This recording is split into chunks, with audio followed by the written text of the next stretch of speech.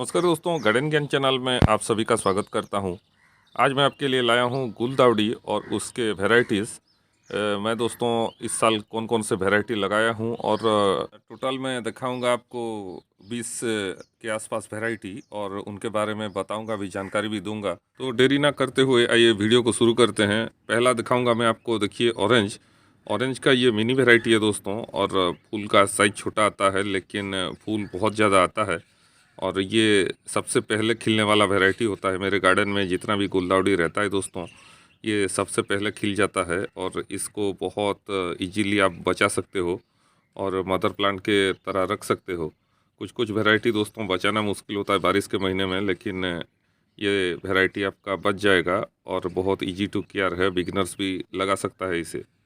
Second variety हमारा white वाला। White भी दोस्तों सेंटर रहता है इसका येलो, और देखिए पेटल भी कम नहीं है, पेटल भी बढ़िया है, पेटल काउंट दोस्तों। और देखिए फूलों से भरा हुआ रहता है, बहुत सारा फूल आता है, हैवी ब्लूमर रहता है दोस्तों। ये भी एक इजी टू केयर प्लांट है और इसका भी मदर प्लांट आप बचा सकते हो। ये दोस्तों देखिए 3-4 गमले में मैं लगाया हूँ और ऊपर से आप देखेंगे तो बहुत बढ़िया लगता है। गार्डन में कलर ऐड करता है दोस्तों, और बहुत ही सुंदर लगता है जब एक साथ ज़्यादा खिलता है। तीसरा वैरायटी हमारा पॉम का रेड वैरायटी, और ये मैं नर्सरी से लाया था दोस्तों खरीद के। और देखिए फूल बहुत पहले खिल गया था क्योंकि पूना से ये आया था। और पूना वैरायटी सब बचाने में मुश्किल होते हैं, लेकिन ये वाला बच जाएगा। ये देखिए, ये वाला पॉम पॉम वैरायटी है और देखिए सेंटर में कुछ भी नहीं है दोस्तों, पूरा पेटल से भरा हुआ है और गोल गोल होके फूल सब आया है। और देखिए पौधा है आपका करीब 4 इंच के गमले में। इतने छोटे गमले में देखिए ये आया है फूल, और इसको मैं मदर प्लांट की तरह बचाऊंगा। और सोचिए ये अगर बच गया तो अगले साल बहुत सारा फूल देगा दोस्तों, बहुत सारे गमले में इसको मैं लगा दूंगा। 4 नंबर वैरायटी है देखिए मेरा ग्रीन गुलदाउदी, ग्रीन क्राइसेंथेमम। और ये दोस्तों बहुत सारे लोग बोलते हैं ग्रीन वाला वैरायटी होता ही नहीं है, लेकिन देखिए ये लाइट ग्रीन में रहता है। और ये भी दोस्तों पॉम वैरायटी है, और पेटल काउंट देखिए बहुत ज़बरदस्त और बहुत सख्त रहता है इसका फूल। देखिए इसका टहनी भी बहुत मजबूत है, और ये दोस्तों लास्टिंग भी करता है आपका बहुत दिन। और देखिए सेंटर आपका ग्रीन रहता है और आउटर रहता है लाइट ग्रीन। और ये थोड़ा मुश्किल है बचाना इसे, समर में थोड़ा दिक्कत होता है, लेकिन आप अगर छाँव में रख लेते हैं और रेगुलर इसमें वाटरिंग करते हैं तो बच जाता है दोस्तों। बारिश के महीने में इसे डायरेक्ट रेन से आपको बचाना है, तभी ये बच पाएगा। 5 नंबर वैरायटी है हमारा ऑरेंज में लार्ज वैरायटी, और ये दोस्तों और ज़्यादा खिलेगा, साइज में बहुत बड़ा आता है। और ये पेटल काउंट भी देखिए इसका बहुत ज़बरदस्त रहता है दोस्तों। ये वाला मेरा फेवरेट में से एक है, और प्लांट बहुत ही ज़्यादा फूल देता है और बहुत बड़ा फूल। ये 6-7 गमले में मैं लगाया हूँ और इसका भी मदर प्लांट बच जाता है दोस्तों। ये मेरे पास करीब 8-10 साल से है। 6 नंबर वैरायटी देखिए, ये वाला आप अगर देख रहे हैं तो सोच रहे हैं कि ये वाइट कलर है, लेकिन ये बाई कलर है दोस्तों। देखिए सेंटर में पिंक आता है और बहुत सुंदर लगता है। पेटल काउंट तो ज़्यादा नहीं होता है, लेकिन बाई कलर होने के लिए बहुत सुंदर लगता है। और हैवी ब्लूमर है दोस्तों, बहुत सारा फूल देता है। जितना आप पिंचिंग कर सकते हो इसे उतना घना ये रहता है। इसको और 2 जगह मैं लगाया हूँ, और देखिए यहाँ पे भी फूल आ रहा है। और एक्चुअल कलर इसका आएगा दोस्तों और 4-5 दिन के बाद, तभी भी मैं आपको दिखाऊंगा ये वाला वैरायटी। नेक्स्ट वैरायटी हमारा एनेमोन। एनेमोन का येलो वैरायटी, और ये भी दोस्तों फूल बहुत सुंदर देता है, लेकिन वाइट के मुकाबले थोड़ा छोटा फूल आता है। और ये फूल देख सकते हैं आप, सेंटर इसका दूसरा पैटर्न में रहता है दोस्तों। पेटल काउंट तो ज़्यादा नहीं है, लेकिन देखिए यूनिक लगता है। और इसका बहुत सारा कलर आता है, और पिछले साल मेरे पास बहुत सारा था, लेकिन इस साल वाइट और येलो ही मैं रखा हूँ।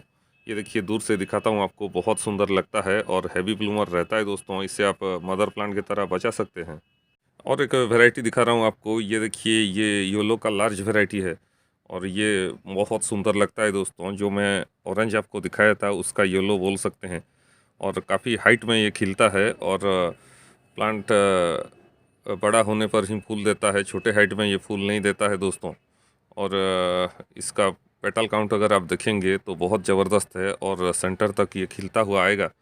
और बहुत ही ब्राइट कलर और एक साथ बहुत सारा फूल देता है। मैं पिछले साल ही लाया था और मदर प्लांट की तरह बचाया हूँ और बहुत सारे गमले में लगाया हूँ।